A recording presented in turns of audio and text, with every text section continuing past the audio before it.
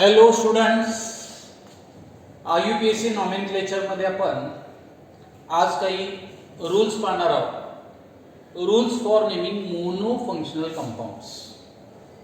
आता यामध्ये मोनो म्हणजे वन, फंक्शनल कंपाऊंड्स म्हणजे एक फंक्शनल ग्रुप असणाऱ्या कंपाऊंडचे UPSC नेम्स कसे लिहायचे यासाठी रूल्स पाहायचे. आता त्यासाठी एक एक्झाम्पल आपण घेऊया आणि मग त्याचा UPSC नेम कसं लिहायचं हे बघू. एकच फंक्शनल ग्रुप घेतलेला आहे COOH. पहा, कार्बॉक्सिल फंक्शनल ग्रुप आहे. इतर ठिकाणी कुठे फंक्शनल ग्रुप नसल्यामुळे याला मोनो फंक्शनल कंपाऊंड असं म्हणतात. आता याचा UPSC नेम लिहिताना तीन वेगळे नियम दिले. पैकी पहिला नियम असा आहे, select the longest continuous chain of carbon atoms which contain functional group. अशी चेन निवडा की ज्यामध्ये फंक्शनल ग्रुप आला पाहिजे किंवा फंक्शनल ग्रुपचा कार्बन ॲटम मेन्शन पाहिजे. आता ही चेन 4 कार्बन ॲटमचे. Rule number 2, right the name of parent alkane. आता 4 कार्बन ॲटम असणारा पेरेंट अल्केन आहे ब्युटेन. यानंतर तो फंक्शनल ग्रुप एकच असेल तर त्याचं नाव सफिक्स म्हणून लिहिणार, म्हणजे सगळ्यात शेवटी लिहिणार. जे modify the name of parent alkane by using suffix. जे पेरेंट अल्केनचं जे नाव आहे ते नाव सफिक्स ॲड करून मॉडिफाय करा, म्हणजे त्याच्यामध्ये बदल करा. आता COOH फंक्शनल ग्रुप असेल तर कार्बॉक्सिलिक ॲसिडमध्ये OIC ॲसिड आपण वापरतो, म्हणजे E ची रिप्लेसमेंट OIC ॲसिडने केली. याचा UPSC नेम झालं ब्युटॅनोइक ॲसिड. आता असे काही मोनो फंक्शनल कंपाऊंड्स आहेत की ज्यांच्यामध्ये COOH फंक्शनल ग्रुप असेल, CHO फंक्शनल ग्रुप असेल किंवा CN फंक्शनल ग्रुप असेल, तर अशा कंपाऊंडचे UPSC नेम लिहिताना there is no need of giving position of functional group. म्हणजे याचं नाव लिहिताना COOH ग्रुपची पोझिशन 1 आहे, ती 1 लिहिण्याची आवश्यकता नाही. No need to mention the position of carboxyl group in butanoic acid. समजा असाच कंपाऊंड दिलेला आहे, 3 कार्बन ॲटम आहेत, CH3 CH2 C111N. Longest chain निवडली, 3 कार्बन ॲटम आहेत, त्यावरून आपण लिहिलं प्रोपेन लिहिलं आणि CN फंक्शनल ग्रुपचं नाव नायट्राइल असं लिहिणार सफिक्स म्हणून. म्हणजे मॉडिफाय करताना यामध्ये E ची रिप्लेसमेंट नायट्राइलने करण्याची गरज नाही. प्रोपेन नंतर डायरेक्ट नायट्राइल लिहिणार, प्रोपेन नंतर नायट्राइल लिहिणार. आणि there is no need of giving position of CN functional group in this UPSC name. असाच अल्डिहाइड दिलेला असेल,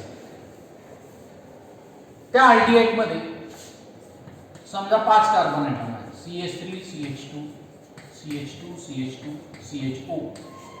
याचं नाव लिहिताना लॉंगेस्ट चेनमध्ये 5 कार्बन ॲटम आहे, पेंटेन असं पेरेंट अल्केनचं नाव लिहिणार आणि पेंटेन मधल्या लास्ट लेटर E ची रिप्लेसमेंट अल्डिहाइडच्या फर्स्ट 2 लेटर्सनी करणार. म्हणजे सफिक्स यामध्ये इंट्रोड्यूस केलं AL आणि याचं UPSC ने मॉडिफाय केलं पेरेंट अल्केनचं E is replace by AL pentanal. Aldehyde functional group असल्यामुळं UPSC नावामध्ये CHO ग्रुपचे पोझिशन 1 येते, ती लिहिण्याची गरज नाही. हे कार्बॉक्सिलिक ॲसिडमध्ये आणि अल्डिहाइड्समध्ये ही पोझिशन लिहिण्याची आवश्यकता नाही. समजा काही कीटोनचे एक्झाम्पल्स घेतले.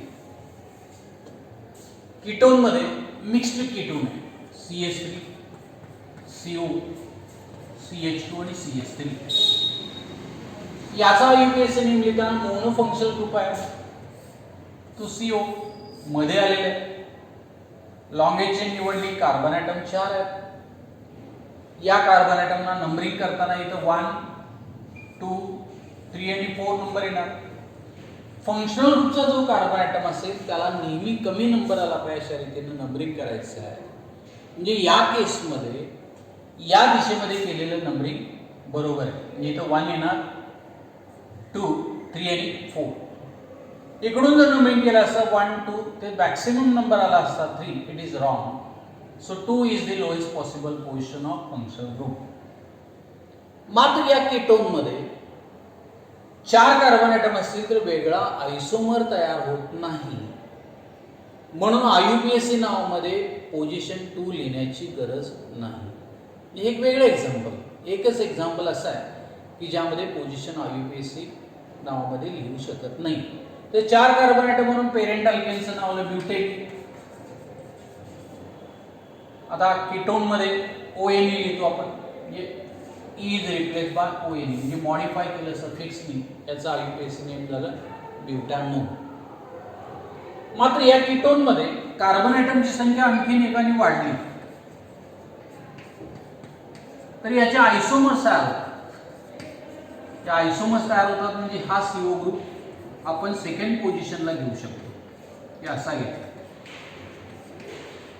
या कंपाऊंड मध्ये मात्र कार्बोनिल कार्बन ॲटमची पोझिशन लोएस्ट पॉसिबल नंबरनी मेन्शन करावीच लागली. इथं मेन्शन केलेली नाही कारण वेगळा अल्टरनेटिव्ह स्ट्रक्चरल फॉर्म्युला आयसोमर याचा तयार होत नाही. इथं मात्र पोझिशन मेन्शन करावी लागेल कारण लॉंगेस्ट कंटिन्युअस चेन काय दाखवते, कार्बन ॲटम 5, पेरेंट अल्केन आहे pentane, E is replace bye ONE म्हणजे पेंटॅमोन, आणि दोन्ही बाजूने नंबरिंग केलं तर CO ग्रुपची पोझिशन येते 3. ती 3 पोझिशन पेंटॅन आणि ONE च्या मध्ये लिहिणं गरजेचं आहे. म्हणजे याचा IUPAC नेम होणार पेंटॅन 3 ONE. पेंटॅन 3 ONE. Here we must mention the position of carbonyl carbon atom because there is alternative isomer of this compound. जे हा कंपाऊंड सिलेक्ट केला तर लॉंगेस्ट कंटिन्युअस चेन मध्ये 5च कार्बन ॲटम आहे. नंबरिंग केलं तर इथे 1 येणार, 2 येणार. 2 is lowest possible position of carbonyl group. इथं 3 होती पोझिशन, 5 कार्बन ॲटम वरून पेंटॅन 2 ONE असा IUPAC name. So we must mention the position of carbonyl carbon atom in this compound. याच्यामध्ये कार्बोनिल कार्बन ॲटमची पोझिशन 2 ही मेन्शन करावीच लागेल. तर समजा नायट्रो ग्रुप असेल, functional group, mono functional compound आहे, NO2 ग्रुप दिलेला आहे, CH3 CH2 NO2 किंवा CH3 CH2 CH2 NO2. तर या कंपाऊंड मध्ये NO2 फंक्शनल ग्रुप असेल तर नायट्रो हा प्रेफिक्स म्हणून लिहायचा, तो इथं आपण सफिक्स म्हणून लिहिणार नाही. आणि त्यानंतर पेरेंट अल्केनचं नाव लिहायचं. इथं थोडा बदल आहे पहा मोनो फंक्शनल कंपाऊंड मध्ये. म्हणजे 2 कार्बन ॲटम आहेत, पेरेंट अल्केन झाला इथेन, याचं नाव झालं नायट्रो इथेन. आयसोमर नाही त्यामुळे NO2 ग्रुपची पोझिशन यामध्ये मेन्शन केलेली नाही. 3 कार्बन ॲटम असतील, नायट्रो फंक्शनल ग्रुप आहे, हा सफिक्स म्हणून लिहिणार नाही, प्रेफिक्स म्हणून लिहिणार. 1 नंबरच्या कार्बन ॲटमला फंक्शनल ग्रुप जोडला आहे त्यामुळे 1 आधी लिहिलं, त्यानंतर नायट्रो लिहिलं आणि शेवटी पेरेंट अल्केनचं नाव प्रोपेन. याचा IUPAC नेम होणार 1 नायट्रोप्रोपेन. हा 1 नायट्रोप्रोपेन.